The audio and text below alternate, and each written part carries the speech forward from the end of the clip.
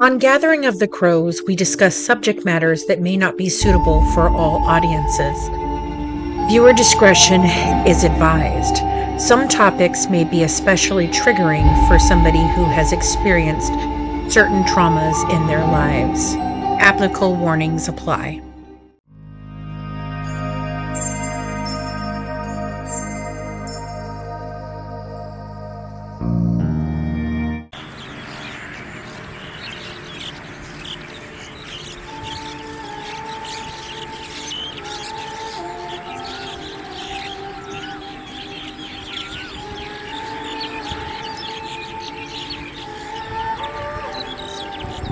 Everyone considers my story to be true crime, but this book is a work of memory, my memory, and therefore is a memoir, and not an outsider's investigation of my life or crime.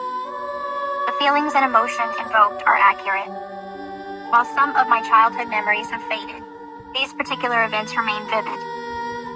To fill many gaps, I've relied on other people's answers to my questions. The typical disclaimers apply. Some names and other details have been changed or omitted to protect the privacy of individuals. Any resemblance between a fictionalized name and a real person is strictly coincidental. Where there are passages containing dialogue, quotations are used when I'm reasonably sure that the speaker's words are close to verbatim or that the speaker's actual meaning is accurately reflected. The story I share here is true to my memory, and these memories have shaped my perceptions, many of which are also shared here. This is how it was for me, what I experienced or believe I experienced. I used to always think that maybe she's a little overprotective. And so if I had to say one word about her, it would be overprotective. But you knew you could walk. Yes, sir. Did you ever say to her, "Mother, I can walk. Why am I in this wheelchair?" No, sir, I never asked that. When she wasn't around, did you get up and walk secretly? I did, yes, sir. Did she ever catch you walking? She did a couple times. And what did she tell you now? She got so upset with me, she would punish me so bad. Like, she started hitting me with a coat hanger and telling me all kinds of mean things. She would tell me that she wished she had an abortion when she had the chance, that I ruined her life. The warm light, my scars are less jarring than I found them to be in the past. Or maybe time is softening the marks on my body. But sometimes, it's what is not visible that hurts us most. For me, that's true. For all the trauma inflicted on my body since childhood, it's the scar that isn't there that always travels with me. The scar that otherwise would have been there if I hadn't asked Nick to kill my mother. People really want to know, what was the final straw? When was the moment when I decided it was her or me? Here you go, y'all, on page 3.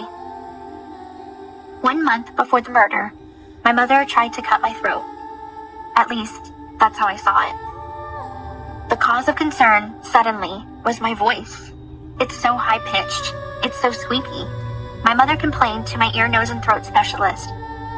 I thought my voice was distinct, like my uncommon name.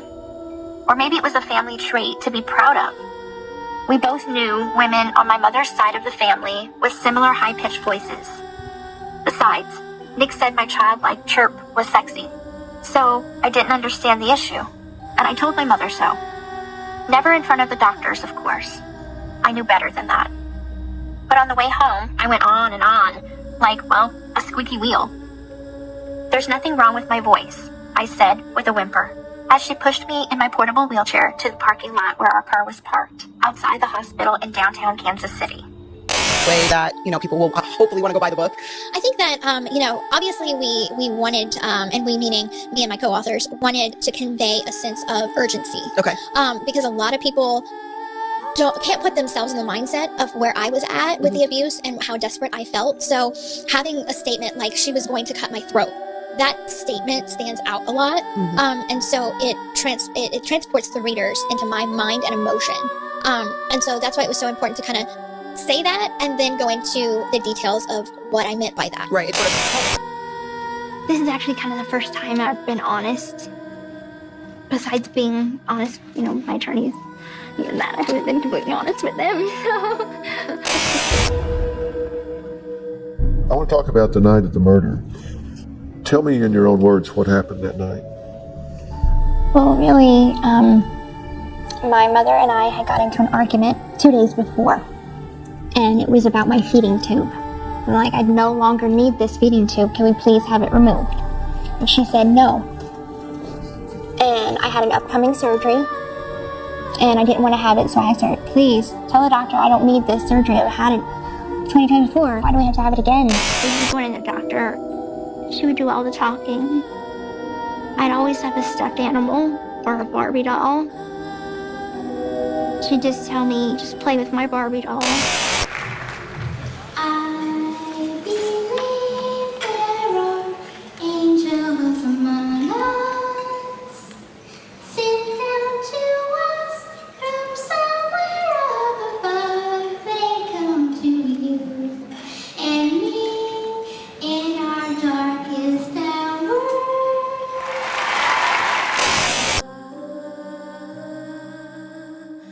Welcome back to Gathering of the Crows. I'm Fancy, here with Mac, and today we're peeling back another layer of Gypsy Rose Blanchard's evolving narrative. In this episode, we're focusing on Chapter 3 of My Time to Stand, where Gypsy attempts to rewrite her early years, her health, her relationship with Dee Dee, and the environment that supposedly shaped her into the person she became. That's right. This chapter is packed with emotionally charged retellings. But as we've already seen in previous episodes, Gypsy's version of events continues to change over time. She presents herself as a helpless victim, but what happens when we compare her claims to medical records and historical facts? Well, the discrepancies are impossible to ignore. And one of the biggest lies that's carried Gypsy's story is that Dee Dee forced unnecessary medical treatments on her. That's the foundation of everything we've been told, except when we actually look at the evidence, we see something entirely different. Exactly. Gypsy has 1Q21.1 microdeletion syndrome, a documented genetic condition that causes a range of developmental and physical health issues. This wasn't something Dee Dee made up. It was something doctors diagnosed and treated. And yet, in My Time to Stand, Gypsy continues to push the idea that she was never sick at all. And that's where the manipulation comes in. Not from Dee Dee, but from Gypsy herself. She ignores that her diagnosis was real, that her symptoms were documented, and that the treatment she received weren't made up medical abuse. If anything, what we're seeing is Gypsy gaslighting the public into believing a false version of events. The microdeletion is something that we are responsible for locating in the medical records and bringing that to the public's attention. When we did the podcast in 2019, the thing that Colleen and the other nurses, Titania, there was Chelsea and Jessica, everybody that was working on it at the time, the one thing that they had been going forward with was this one little lie of Gypsy has no long-lasting effects. And that changes the whole way that you perceive the medical records. If you're looking at the medical records with that lens, then you're looking for what in the hell is wrong with these doctors. But when you know that that's no longer true, these medical records become a very clear picture of a mother and doctors attempting to figure out what was wrong with a child who had a lot of symptoms that they really didn't know what they were or how they connected. And it was a rare disorder that they had not even identified as a disorder until 2008. In a study, and at that time they tested, I think it was 500 people, and they found 25 people that had the disorder, and so that was when it was identified. But her having this microdeletion, it's very important because I feel like this is why Munchausen by proxy needs to be just eliminated from her history, from her present, from her everything. Get rid of it, because that's not what happened. Number one, you can't diagnose Dee Dee. She's not here. Number two, it seemed like she was sick all the time, and I feel like Dee Dee was desperate to figure out what was going on with her daughter. The testing for her microdeletion wasn't even available until what year? 2008. So, yeah. That was when and I want you to understand, that's not even testing for the public. That was when the very first study was done. Exactly. And so by 2011, so they do the first study, it's identified in 2008. And so that's 2009, 2010, 2011. So three and a half years to identify, from being identified as a disorder to Gypsy finally being diagnosed with it. Right. And Yeah. she does show symptoms all the time. Like, Of all of it. she's in denial that she has them. Mm-hmm. And this is Yep. where I feel like deep therapy will help her. But I mean, she's got to get honest with herself. I mean, it's not a.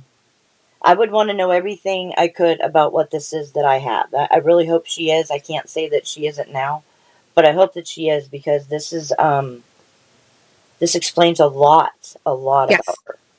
It does, and it explains that the doctors were doing their jobs, that her mother was just a mom really who did not understand what was wrong with her child, and that may be why she was even telling the doctor still, after leaving Louisiana, that, hey, I still think my kid has muscular dystrophy. I still think my kid has cerebral palsy, because no one had given her a definitive answer. So there's nothing wrong with her wanting differences of opinions from other doctors. Mhm.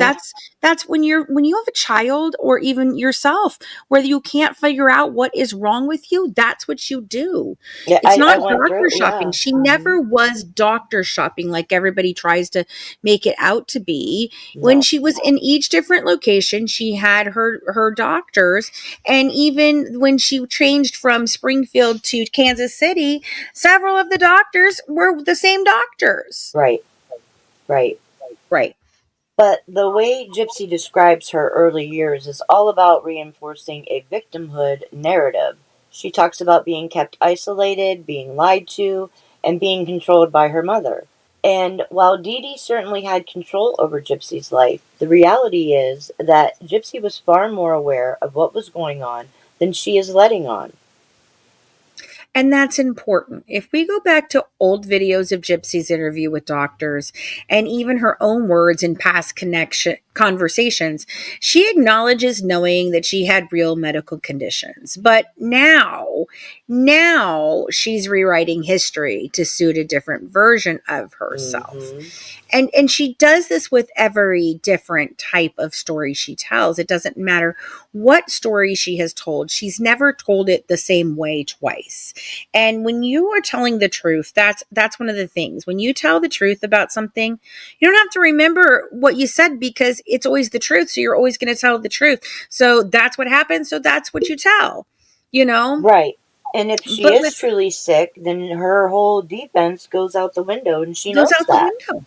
She Yeah. knows that. It goes out the window and scores a touchdown for the other side, Mm-hmm. and Mike Stanfield, yes, I know that he did his job as a lawyer, supposedly, is what people say. Mm-hmm. And my argument with that is that, yes, in a court of law, if Mike had presented this as an alternate theory, that is within the scope of defending his client within a court of law. That is ethical. He is allowed to do that. He is allowed to give another narrative to plant reasonable doubt. That is not what he did. What he and Christy and Gypsy did, along with him and HBO, was break the law. And Patterson, DA Patterson, even admits to me in an email, when I asked him about certain things that other production companies that worked with Gypsy Rose in the past had that I did not have. Mm-hmm. And Christy was telling me those things were not available. And so when I wrote DA Patterson for the second or third time, I had conversations with him. We were on good terms. He said to me, ma'am, here's the law that was broken. And when they did that, they broke the law by releasing her discovery materials to the public. That is not part of aiding in her defense, and they created this false narrative of it to win the court of public opinion, so that the jury in her case as well as Nicholas's case would be swayed to vote in the way that they wanted them to. Wow. And that's illegal, folks, what they did. Wow. Yeah. And this was all done prior to her getting her plea deal. We have an HBO letter that shows that, the medical documents that Mike Stanfield even has, because now he's claiming that he's the one who located the 1Q21 or whatever, he's the one that located the what? Yeah, he's the one. And I'm like, no, you aren't. Okay, You're Mike. the one your whole thing goes against that. Shut up, Yeah, sorry. And you know what? And if he did find that, he ignored it. Yeah, if you did do that, if you did find it, Michael, then why did you promote the narrative that you've promoted? Exactly. And if you didn't find it, Michael, can I ask you a question? Why? It was right there. Why? Yep. I didn't realize it was there. Every time I looked for it, at the end of that document wasn't there. Colleen and I could not find that. If I had seen it, I would have known this years ago, but I didn't. But you sure as shit did. I'm pretty sure HBO knew. Pretty sure. Oh, that's what I was talking about. A letter from HBO telling them that they're the ones that got all the medical records, handed him a USB a drive, and that's what he walked in and got her plea deal with. Like, seriously. I mean, it just criminy. So, one of the most shocking parts of My Time to Stand is how Gypsy frames herself as basically having no control, no say in anything. But if we go back to 2011, we can see clear moments where she was already defying Dee Dee. Right. And this was after the BB gun incident, after she started seeking out men online, and after she had already begun distancing herself from the reality of her medical condition. The shift in power started long before 2015. It wasn't about escaping abuse. It was about Gypsy wanting to shed the identity that she felt was holding her back. And yet the narrative we're given is that Gypsy was helpless right up until she killed her mother. And it's simply not true. So, and the thing is I do think she might have been very much having a mental struggle with this diagnosis in 2011. I think that's where the BB gun incident happens, and then she's, she was running away to be with these older men, which she already had the daddy issues going on.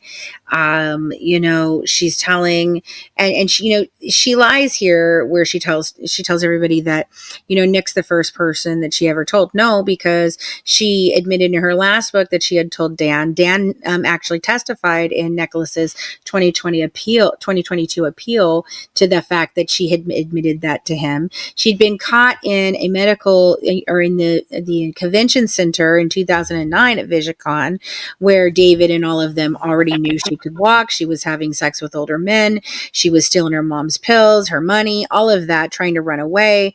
And I mean, but she was a grown woman at 2009, so I think that, we see in 2014 where she's telling Aaliyah she's got this chromosome disorder and it's responsible for all of her medical conditions, but I'm so strong, I'll get through it. Right. And then in 2015, we're back to, no, I don't have any medical problems. So I don't know what struggle was going on in her brain. I don't either. I mean, because there was no doctor visits for like 7 years. For like years, yeah. And she wasn't getting sicker. No, she was getting better. The one who was very sick was Dee Dee. She was very sick at the end of that. So there was no threat. There was no threat whatsoever. And she even mentions it in her book later on, and we'll get into this, especially with the BB gun incident and some other things, is she calls herself Honey, and, that's Honey and she's baby, right? Dee Dee's Honey and she's baby. And then she talks about how there's no more, they were now on level ground. Honey knew that baby could be violent, and baby knew that Honey did whatever or other. I can't remember her whole spiel of bullshit. We'll get to it later in the chapter that it comes in. But I truly believe that she, and I wonder what Dee Dee was thinking at this time. I think Dee Dee was seeing the overindulgence, the complete giving her everything she wanted, never holding her accountable, even when she's done other things to Dee Dee in the past, and other people have reported that she's mean and done stuff. You know, I think she's realizing right now, oh shit. And she says that, you know, my mom and the power was changed. There was a shift between the two of us, and you know, and she talks about how she knew her mother was afraid of her. Mm-hmm. You know, Absolutely. I really do feel like it did change, and like, and at the end, you know, with Dee Dee being sick on top of it, her what do I want to say, her energy, even yep, just having the energy to fight with her, I'm right, sure was not, right. you know, I mean, Mm-hmm. she had Mm-hmm. kidney stones, she Mm-hmm. had, Mm-hmm. what'd she have? She had kidney stones. She had gallbladder issues. She had GERD. She had gout. She was type 2 diabetic. Diabetic. She had survived endometriosis cancer. Right, right. I mean, it goes on and on. She And was she was not. really large at the end. She Like, was obese. I Yeah, don't know. she was not doing well. No, she wasn't. Yeah, not at all. Like So Gypsy brings up about not, you know, oh, she made me use the manual wheelchair so that mom wouldn't, you know, my mom could control me. No, she made you use the damn wheelchair so she could hang on to it, so it's she so could walk. Did you not see her walking 2 days before the you know, supposed date? Because, you know, we have questions about that, but this is and sticking she to the really wanted a lies. controller. She could put a dog leash on her neck when she's on that motorized one. You Right. know, Like, I you mean, know, we you're know saying we this. know that, Do, you do, know. do, do, do, do. Can I get some stuff from the snack machine, Mom, before I murder you tonight? Yeah, Like, you know, and then yeah. here's Dee Dee, and you could see how much she was struggling. Dee Dee was huge at that point, huge, and she was struggling to walk and breathe. It's. That's why I don't understand death. I don't understand why she chose that for her. I don't. I don't either. I And will I don't never understand why understand. she did it in that manner. Seriously, if all she wanted, if she really just wanted to put her mother out of her misery and move on, and do I condone that? No, but I kind of get it. Gyps, you know, Dee Dee's quality of life is going down, and da da da, and Hmm. you know the whole thing. You could make a I kind of understand the frustration. you I could get make a that. you could make a claim for the mercy killing, like she was telling Nicholas in the beginning, but all she had to do would have been to give an over injection of the insulin, That's or not give the insulin, and she would have just gone into a coma and yeah, died, and it would yeah, have been peaceful at least. yeah. This way was just horrific, Right, horrific. right, right. And I There's still other have evidence. questions about the crime scene, but today we'll stick with the lies. So if Gypsy wasn't the helpless victim that she claims to be, and if her medical history wasn't fabricated, then why did she kill Dee Dee? The answer lies in something far more unsettling than what the media has told us. Gypsy didn't kill Dee Dee to escape abuse. She killed her because Dee Dee was the only thing standing between her and the life she wanted. No more wheelchair, no more doctors, no more reminders of a past she wanted to erase. And that's the biggest manipulation of all. Convincing the world that this murder was a necessity, when in reality, it was a choice. So 100%. yeah, 100%. Like, and one of the things we didn't get into, and we're going to have some follow-up pieces to this. I'm really excited about all the different things that we're working on to put this together so you really can see these lies unfold. Hmm. Um, but one of the things that I wanted to touch on here, you know, is these text messages that we have just uncovered go to, you know, Aaliyah. And we talked about these a little bit in episode 2. Hmm. Um, but, you know, this whole thing about I'm this victim And I didn't know, she's telling everybody, I didn't know until Mike Stanfield told me that I wasn't sick. No, that's not true. You did know. You did know that, you knew some of it was a scam. You also knew that you had this disorder, you tell Aaliyah this. And those messages, which I'm blown away by them, but nothing shocks me anymore that comes out of this young lady's mouth, True. Yeah. But, you can see this conversation and it hits me about the fact that she says, Aaliyah, she's always been a bully to me. And, it Right? feels like in those messages, she like sets Aaliyah up right there. Like, hi, I just wanted to check how you are, but then let me totally bring the drama to your door. So I Right. heard that you were talking smack about me. Like, Like, really, I know. and she can't handle that. Like, And I feel like Aaliyah was truly worried about what happened to her. yes, I do too. I do too. Do I think that maybe everybody in the neighborhood knew a little more than they are all Yes. letting on to? Yes, I do. Hmm. I do. I think that Leah probably knew she could walk. But Dee Dee I'm being sure. found the way she was found and Gyp shit being gone, you know what I mean? I would be a little worried. I'd be like, Right. okay, Right. what the hell is going on? Right. And I mean, I think about this and her walking around and everything. And again, we have to think back to the way that Rod put it, right? That Dee Dee told him that when he approached her about can she walk or is she not walk? Is she going to need the wheelchair the rest of her life? And she's like, well, she can walk, but she has this weakness, right? And he didn't go to any freaking medical doctor visits with her. You've got this sick kid who's supposedly dying and you're complaining that you didn't get to spend enough time with her. Well, where were you, Mr. I want to put my wee in anybody and I don't give a shit about being responsible for them. Like, where were you? He's laying the pipe. He's laying the pipe and has no freaking want to paying the piper. Mm-mm. Exactly. He's horrible about this. But the wheelchair, that thing, I think it proves again that perhaps the what Dee Dee told everybody is exactly the truth of what we're seeing right now. Yes, she can walk. Yes, she can do certain things, but she gets tired, her legs go numb, she has a swelling problem. We're still seeing this. Hence Yes, the we golf are. cart. Hence the golf cart. And I mean, as far as when her legs were going numb when she was pregnant, yep, I've honestly never had that happen ever, and I was pregnant 4 times. I'm not saying everybody's the same, but she wasn't even that large yet, and wasn't. She's mistaking it for her microdeletion. It's like, girl, your legs, your muscles are affected by it. Yeah. Yep.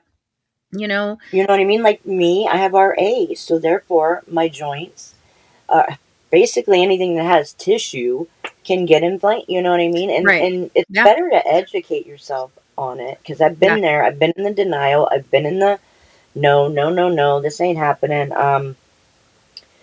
But then, yeah, you just have to come to terms with it and learn everything you can about it. And yeah, I mean, it's better to know than not know. Yeah.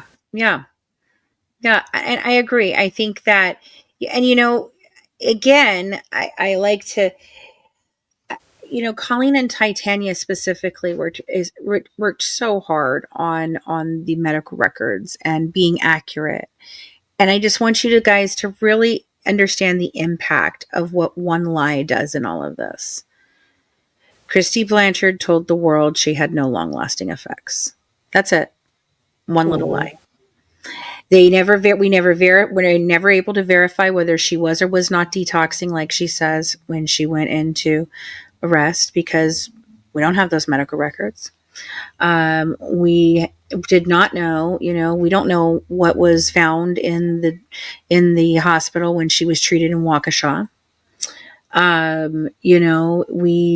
We only had the medical records that they were willing to show us, Right.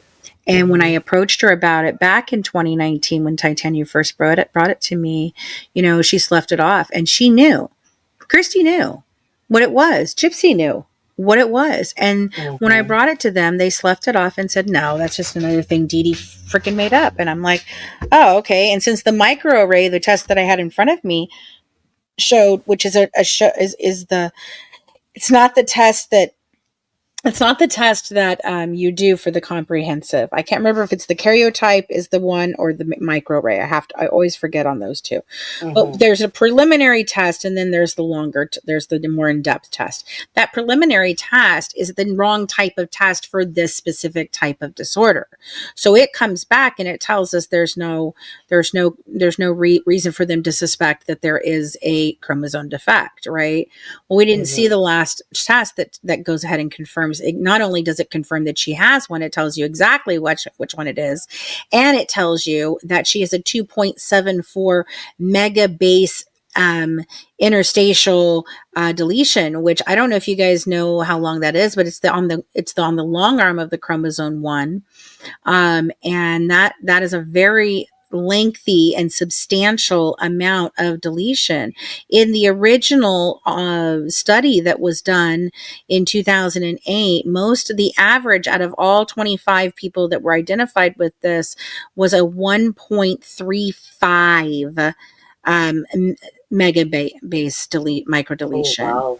Hers is double that average, which is why I think that she has such a vast amount of problems. Now, I'm not a doctor, so I can't state with certainty, but I would love to do a study on this, especially down in that area. Like, I'd like to see if it runs in that area, because there is groups of these types of people with a deletion like this or very similar to this in some other countries, and it's groups of them that live together in one little area. So I'd like to see, because we know, Rod's family has this, it's where it's coming from. Allegedly, in my opinion, for entertainment educational purposes only, although we know, Yeah. but Yeah. that's the thing, is like, I'd like to know if this is a problem down there, because I was contacted by another one of Dee Dee's friends who originally thought that Dee Dee was lying to her about all of this. She was heartbroken about this. She's like, I just don't understand. My son was sick too, and I don't understand why she would reach out to me after all these years and then just to hurt me.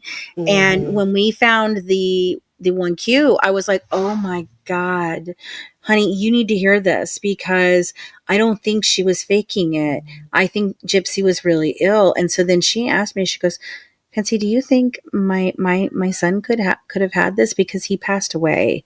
And she's like, is there any way that we can find out? And I said, well, you could do the genetic testing yourselves. And if you guys, if you have it, then it's Right. likely, then it could be likely that that's what was causing it, for sure. Mm-hmm. But I think more medical studies need to be done, because one of the reasons why this is so rare, or considered so, quote unquote rare, is because it goes undetected by so many, because a lot of times there's no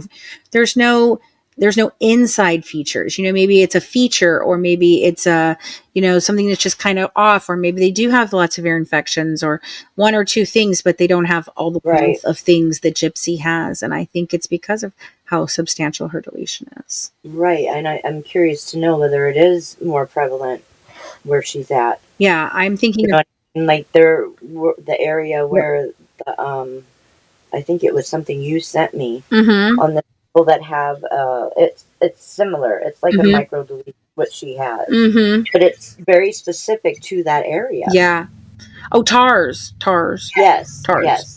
Yeah, it is. It's very, very specific. And I have, if you guys are following along, I've been doing a lot of the forensic psychology and the medical kind of answers inside of this. I've been doing a series of this starting over on LinkedIn, where, I've been putting a lot of our more, psychology and medical kind of research that goes along with this. Since those are more professional pieces than, a podcast or whatever. So we've been doing that. So you guys should definitely check out that. We have a blog over on Medium. We have a blog on the website, and we're doing, all different types of coverage of this to really bring home this actual, the lies. I want the lies to end. I don't want it to ever be said again, well, I didn't know the lies. I didn't know she lied about this, or I didn't know. No, you're going to have a very clear picture. Here's where she said this. Here's where she said that. This is how this went by the time we're done with this segment of what we're doing, Bringing the truth through the lies, right. basically. So you heard the lies in the first 3 books in our original podcast of, my mom is awful. Even though we had broken ties with the family at that point, we were on semi good terms with Christy. I didn't know about some of the things that we're going to be talking about in our, our journey series that will be coming to our network in the fall. But we were on decent terms, but we had realized by that time we'd seen the interrogation video. We knew that Gypsy was lying about a lot of things, but we still believed that there were, the medical records were falsified, where this was still a medical child abuse, but we couldn't figure out. We've decided, it felt more like medical fraud or malingering by proxy, which malingering is all for profit. And I'll give you malingering. I believe that they both were malingering. I think that Dee Dee was malingering. I think that Gypsy was malingering. And I think that they benefited from that. Mostly Gypsy benefited. That's one of the big things is you have to think about the external benefits here. In most cases with a Munchausen by proxy mother, who is benefiting? The mother.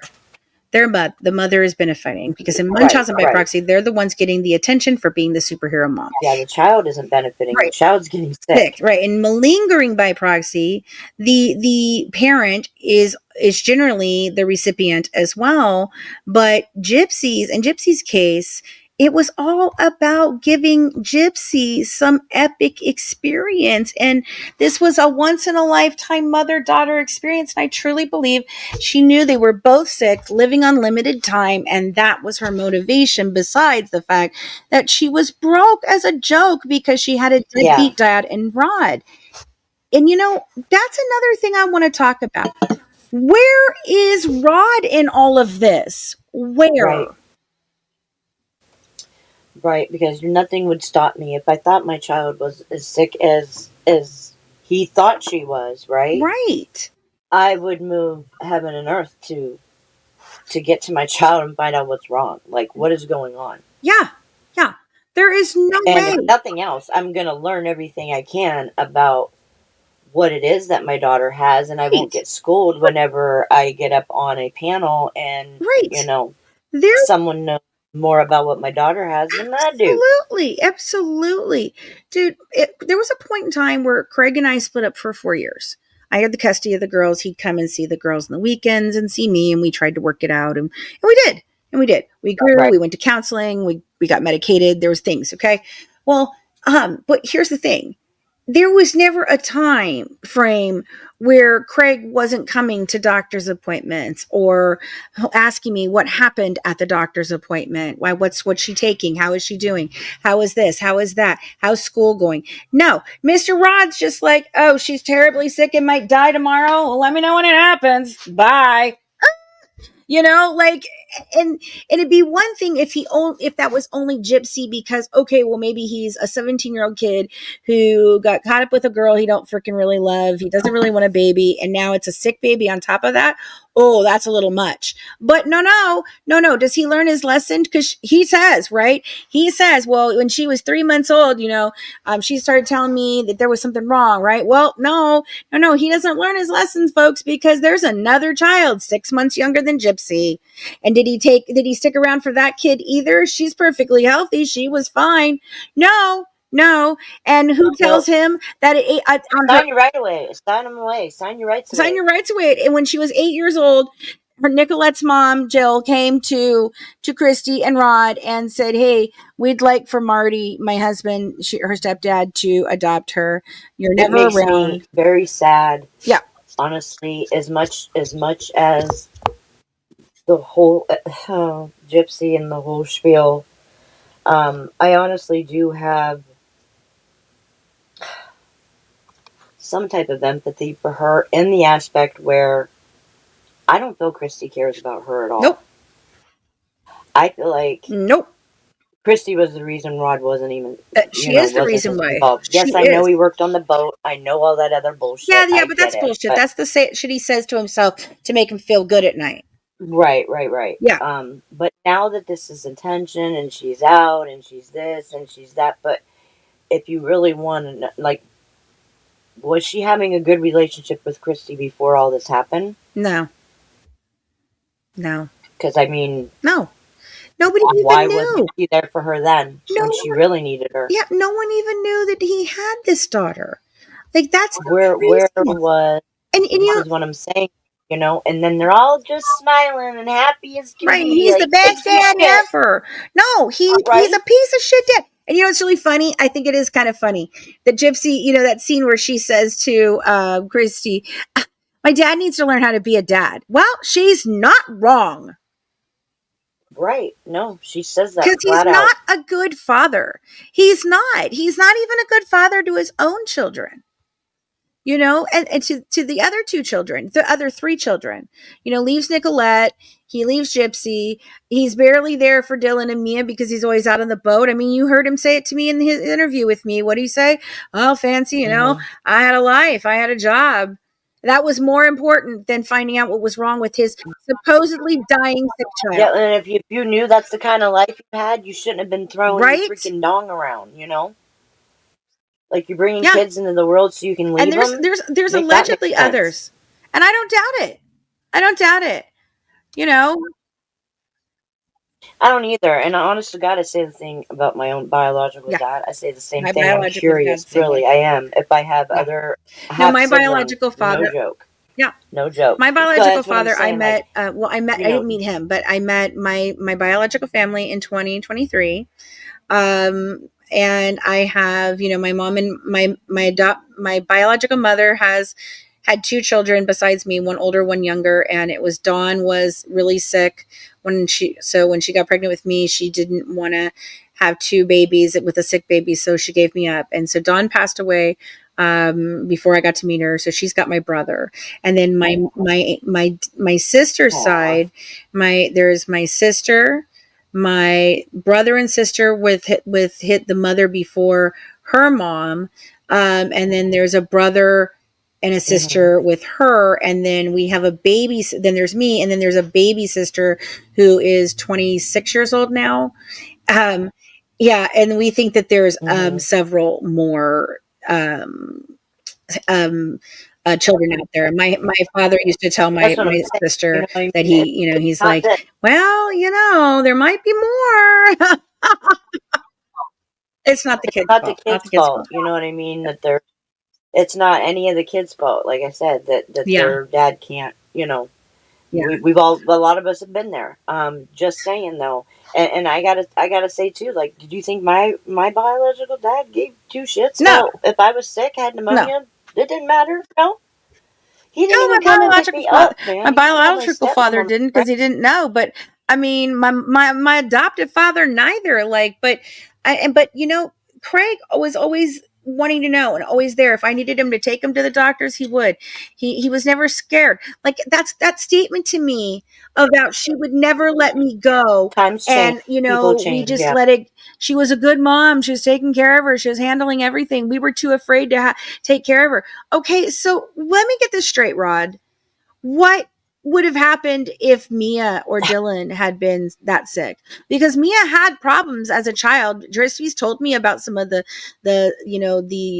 nose problems and things. Look, she just had to have a nose job because of a severely deviated septum. That's part of that is a symptom. Oh, You was that know, why? I didn't know that. So what would he have done? Would he have just left I those thought two she was. too? Like you couldn't be bothered to take care of a sick child. Wow. Wow. He didn't want to pay her Yeah. medical expenses Yeah. that didn't get covered by Medicaid and his insurance. Wow. You know, Father of the Year, give him a gold Yeah. star and a trophy. Yeah. Which is why I think a lot of her behavior was Yes. screaming for her dad's Yes. attention. Yes. Like, Yes. screaming. Yes. And that's where Aaliyah comes back in again. You think about that, and like the bully thing. Well, that's what she labeled Aaliyah her bully because that's what she used as an excuse for how to get out of I've done bad things. Like it was Aaliyah who wrote the post about her daddy that's saying that he's abandoned me and he's ruined my life. Funny that that's dated right after you got the diagnosis of the chromosome disorder. Weird. And then you blame Aaliyah because Yep. she was sending whatever. Then she sends those messages in 2014. Was like, I heard you're talking about me, and you called me a whatever and blah blah blah. And Leah's like, no, I didn't. What are you talking about? And Gypsy's like, well, I heard, and then Gypsy proceeds to break down the gossip of the entire neighborhood. Did you see those, Mac? No, I did not see those. Oh my God. She's like, God, so and so moved away, and so are up the river at the prison again. And so is dating so. And oh my God, so and so's pregnant and not by her husband. Like Gypsy knew the bullshit of everybody in the freaking neighborhood. Good. I'll put those into Patreon. You guys can all see them. And I yes, wanna see of that. course, I want everybody to know because they all like to say shit. Yes, Into the Weeds is who apparently put the FOIA in. Into the Weeds is apparently who put the FOIA in for these. So credit goes to the FOIA request from Into the Weeds that has been floating around everywhere. And I'm putting them into our Patreon just for you guys to have them so that you can look at the case in whole as we get ready for our documentary where you're eventually. Into the Weeds ain't the only ones. Yeah, they were. Well, they were. They were the original ones to put it out. So, yes, the original ones to put it out. So, okay. I don't care. I credit where credit is due. I'm real good about crediting. I don't care what anybody else does. So we will put them in there. And this is all going to be leading up to our documentary that we are working on this year, guys. We are locking in filming dates right now for parts of it. And we've really decided that the focus of the documentary is going to be the evidence back, showing you all of it, a very, comprehensive look at everything you didn't get to see, nor did a jury. And the first season will be taking Gypsy Rose, it'll be the state versus Gypsy Rose Blanchard. Second season will be state versus Nicholas Godejohn. In the first season, I think I'll be on the lead prosecution, and I'm going to switch it up on the second season. I'm going to defend Nicholas the way I think he should have been defended, even though I do believe that this new evidence that we've seen is very detrimental. I do believe that it proves that he is way more complex than anybody wants to believe, and there's a lot more coming. So I'm very excited about the mock trials and exposing these, lies, Mac, aren't you? Right. Very much so. Very much so. Because there's a lot to expose. Right. Like just in this book alone, I've been blown away at some of the things that have been said. Now, some of them I have realized could have been very true now that these different emails and texts and whatever have come out. Now I realize, that part might be true. So which ones, what gives us some examples of that, maybe? I would say the putting barbecue sauce or different condiments that she was using on her body. Yes. So there was a piece in there where he had said something. Yes. I don't know him verbatim. Right. So that part could be true. I think so. I think that could be true because I think they did have. I think they brought out the depravity in each other, and there's some additional things that I've got to really kind of bring some of that home that I've never really put out there that my team uncovered like years ago. We just didn't have anything to put it with yet, so we had kind of just held it to the side going, that's interesting information, and now I think I might want to put some of that out, so that might come up into the Patreon as well at some point.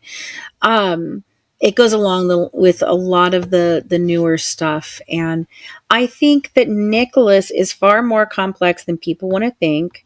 I do think that he was involved in the the fantasies of BDSM. I think he had that prior relationship with his other girlfriends that we've seen. I think so. And learning that he had other profiles in other places, Yep. having to do with Yep. that. Yep. And now I'm not saying that, she didn't influence. No. She weaponized it. That's what she did. Right. So she took Right. that, and that's what she's great at. She is wonderful at realizing what a person's weaknesses are, and she exploits them. And that's, just like with Dan and the rest, like she's a little girl, and she's in her con, she talks in her high pitched voice, and it's all a distraction, and it's all to create the ruse, because she does not have, in my opinion, allegedly for entertainment educational purposes only. She doesn't have a personality. Okay. There is no true personality there. She is sociopathic in nature. I think she's definitely got some cluster B personality disorders going on. I think that there could be a wealth of psychopathy. I mean, I'm sorry, the girl is not normal, but neither is Nicholas. But I think she is really great at exploiting what the person craves the most, and being whatever it is that they want. That's why she has all those characters. But I also have seen a very much more detailed explanation of Dan's testimony, where he does say that she was very much into it, of the playing, like the role playing of a damsel in distress and him saving her and those things. And that began to elicit a power play, emotion in him, and they developed that type of relationship, which is exactly what she did with right. Nick. And he said she had already created characters. She had sent him pictures, she sent him videos. What does that sound like? Exactly what she did to Nick, and she was manipulating him. And now Nick is the type of guy who is going to always be susceptible to that. He's been susceptible, and each time she couldn't get him fully That's right. hooked, she would put something else in there, as in losing a child that she was never pregnant with, or changing the story, or withholding herself from him. Right. She That right too. She wouldn't answer him, and he would get upset, and she wouldn't. And I think about, that would I'm drive going me to nuts. address part of the elephant in the room with this whole Dawn thing. And look, I don't know what Dawn's motives were when she went in. I have no idea.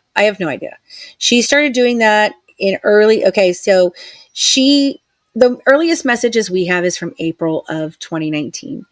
And Nicholas in the early April ones say that he gets mad at her, and he tells her that they've only been talking for about 3 months, and so he's glad that he sees it at that point, right? And he loses his shit.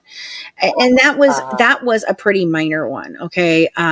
It's upsetting. He was mad because she wasn't answering the phone, right? All of that stuff. Well, the reason why she wasn't answering the phone, that was his birthday.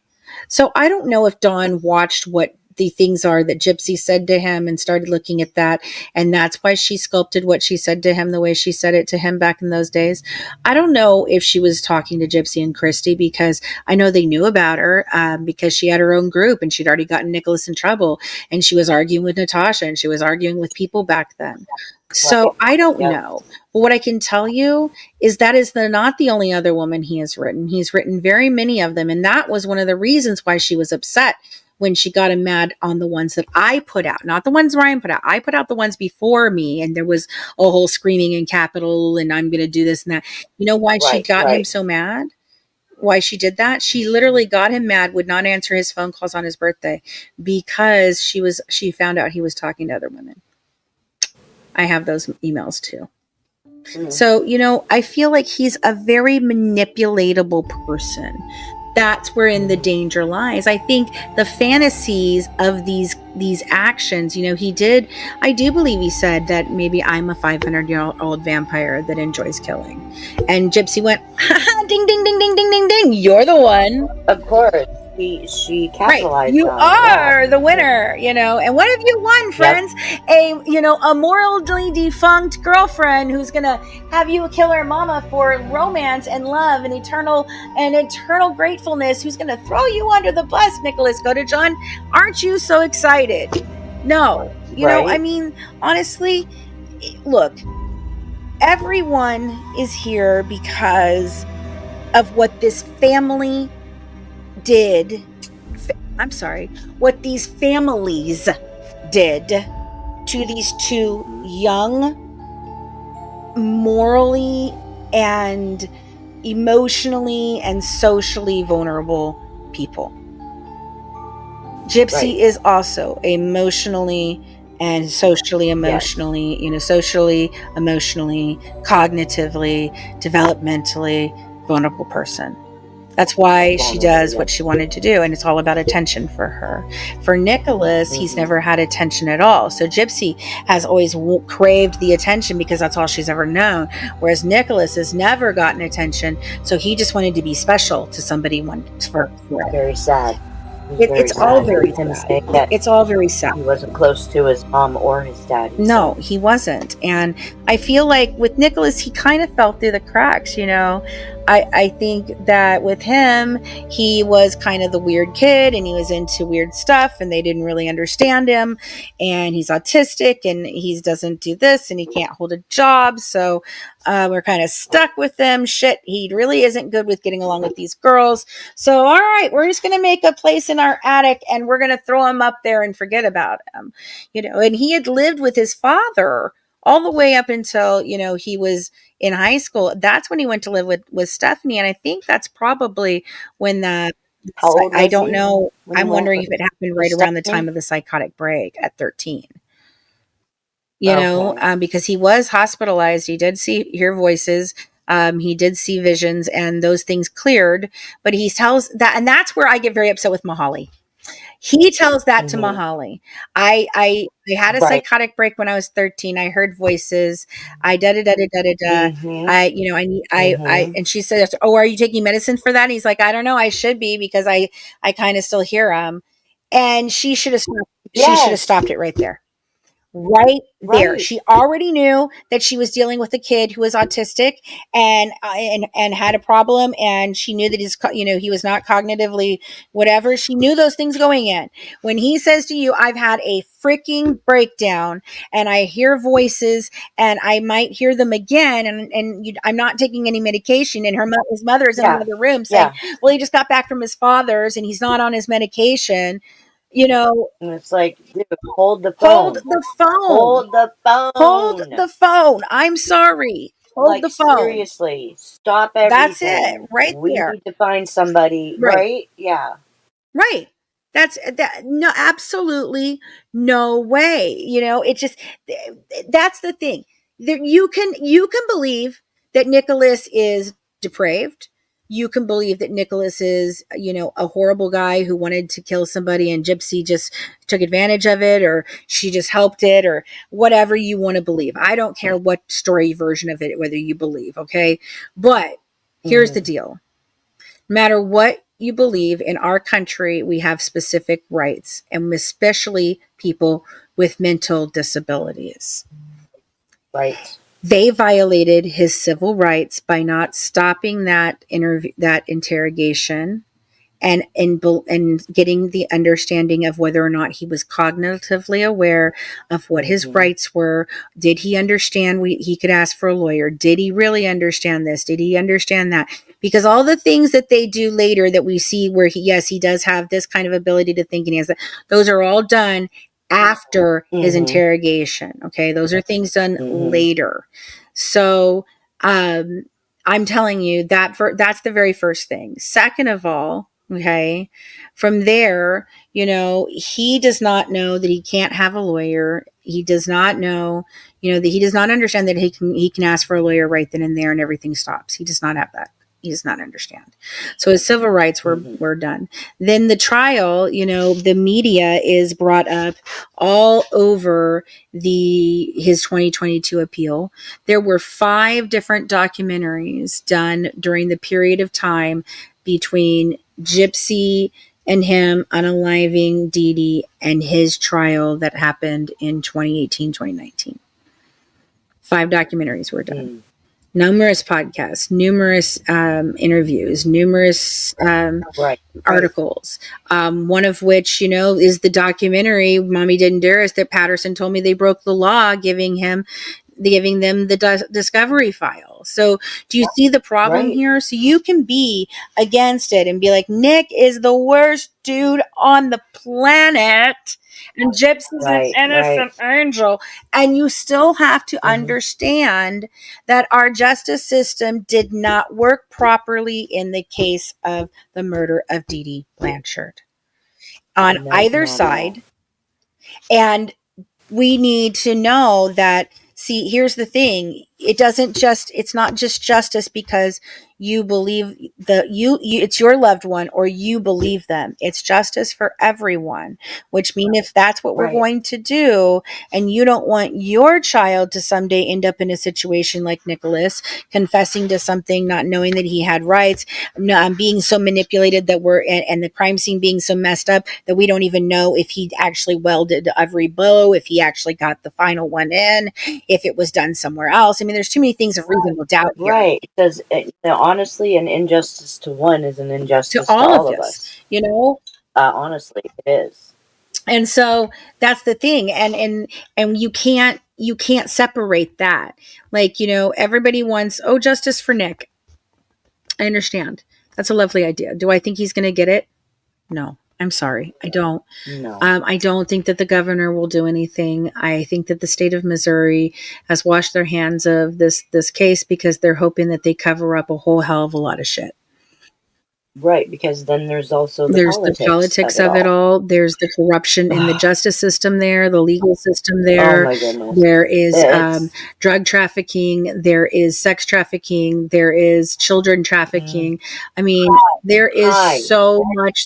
very prevalent. Yes, everything there that in that there's just a horrible problem, and Springfield is one of the hubs.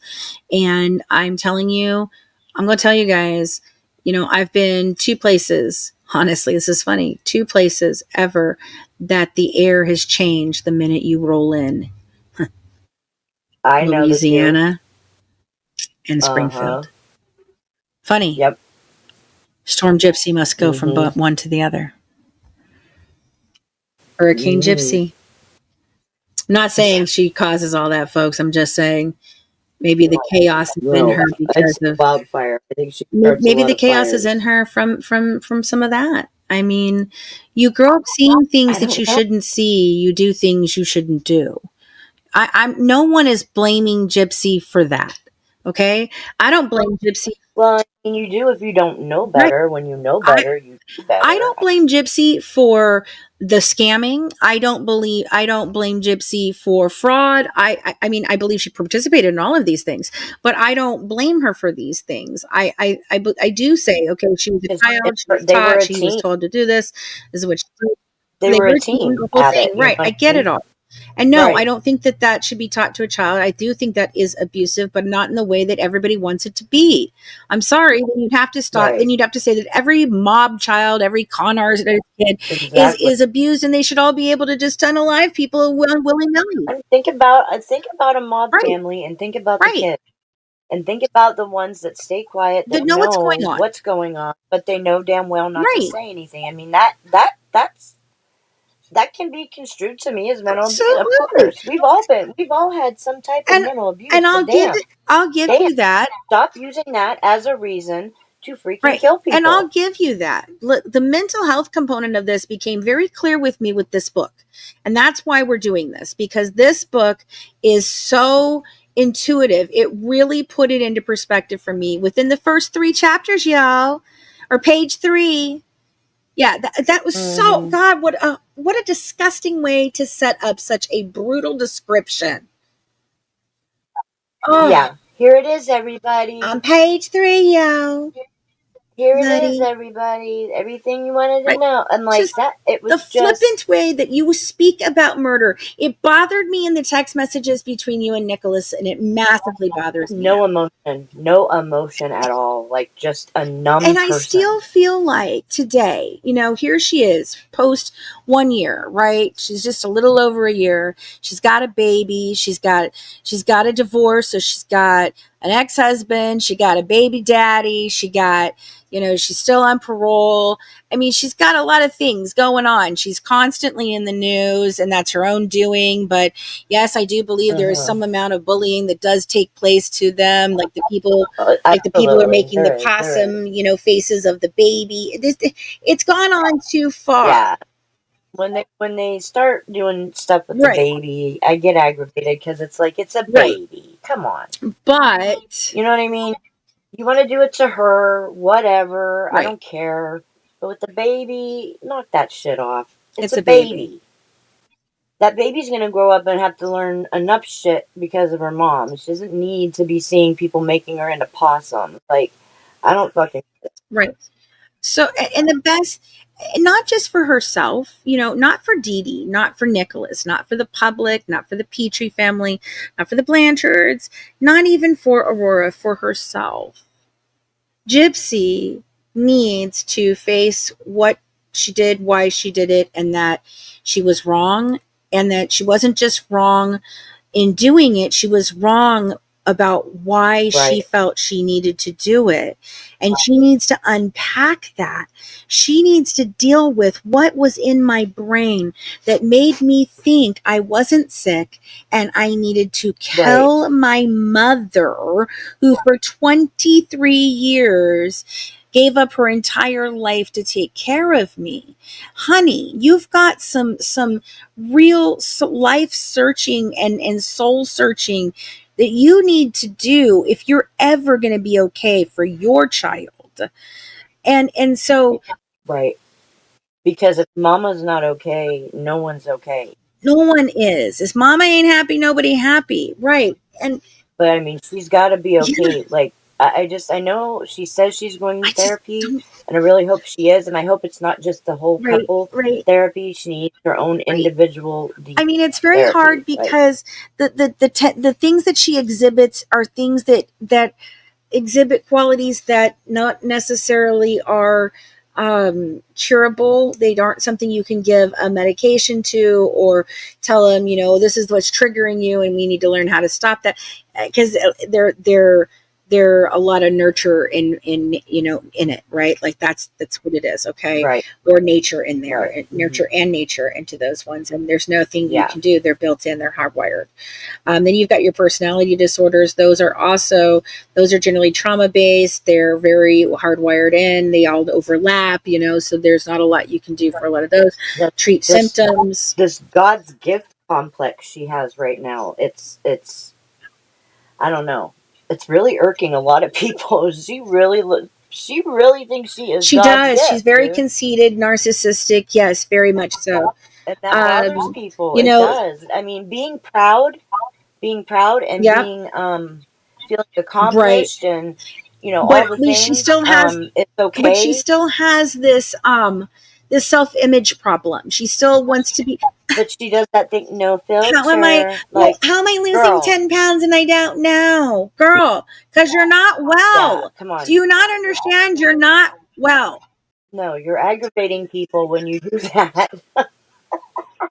She's aggravating the shit out of people when she does that. Like, you're not well, baby. You're not well. People don't lose 10 pounds like that. Not after a bit. You're not well. No, especially when you're at the end. You know what I mean? When you're already little.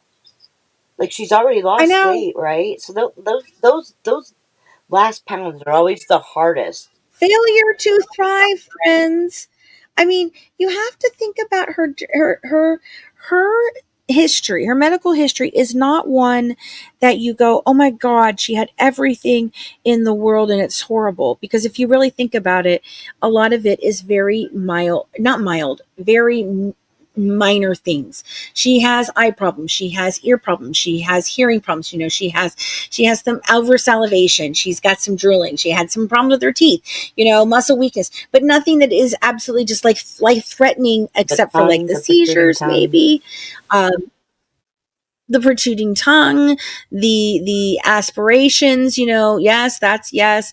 If she had cancer, which the jury's still out on that one for me, and so if you look at all of that, then you begin to peel back these layers of all the deception.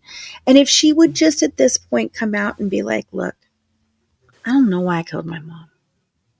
I don't know what was going through my head. I was scared, and I was tired of living like a little girl, and I couldn't escape. And my mom was threatening to take me, away to Florida or whatever it was. And I didn't want to move, and I saw her getting sicker, and I, you know what? I'm not well. And I understand now that can even be part of my mental health, and my mother neglected my mental health, because if anything that Dee Dee is guilty of, that is what she is guilty of, neglecting mental health.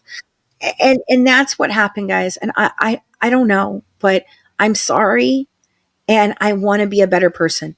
I think 90% of the haters would back off. 90%. You're always going to have that 10% of people that are just going to talk about you and be hateful, no matter what the fuck you do, no matter what the fuck you say. Doesn't matter. They hate you. You don't like them. That's all right. We ain't friends. Not my people, right? There's always going to be those people. But even if she had come out and been that way, and even now, if that would be her thing, I would applaud her. No, but she comes out and she's worried about body image and her looks and whatever else, and it's like that is not what makes you who you are, what you are inside, girl. And if you ain't working on that, what's on the outside is not going to look that great, no matter what. And now, what has this led this to? What have we seen? We've seen copycats in like Kaylee, Carly Gregg, and a couple other ones that we've seen already, right? That now this is send a message to children that it's okay to unalive your parents and you'll get away with it. Just claim that, she were abusive. Hey, and then now what are we looking at? Now we're seeing Casey Anthony fucking coming to TikTok asking for a freaking platform. Don't even get me started with that. We will be doing another live.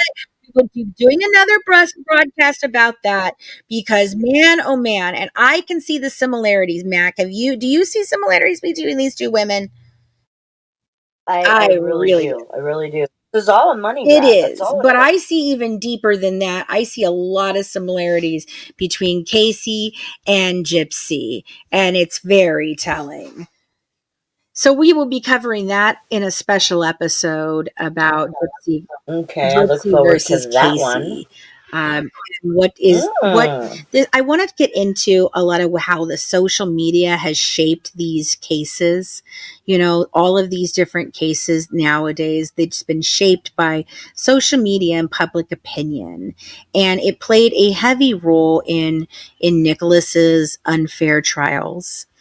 It played a heavy heavy role in boosting Gypsy to some victimhood status of the epic levels, and it changed a narrative and gave us something that is simply not true. And it fractures me because I just keep hearing Patterson say this is one of the worst cases of abuse I've ever seen, and there wasn't any as far as that went. It was bad. It's bad, and it's set a precedent, and we're going to be diving into that as we continue through the series of unpacking these lies all throughout different. We've got books coming out, we've got blog posts, we've got social media, we've got YouTube videos, we've got podcasts planned for you guys. So we're only beginning to unpack the web of deception that surrounds this case. In our next episode, we're taking a deeper look into the way the media has helped Gypsy rewrite her own story. From HBO to social media influencers, we'll examine how the truth was buried beneath a carefully constructed narrative. And we will also be diving into some of the most damning evidence, interviews, records, and conversations that expose the real story behind Gypsy's claims. Until then, be sure to subscribe to Gathering of the Crows and check out our Patreon for exclusive Finding Out the Truth content, early access, and deeper discussions. Thanks for joining us, and have a good one from the Good Wives, serving up true crime one dish at a time. Bye, guys.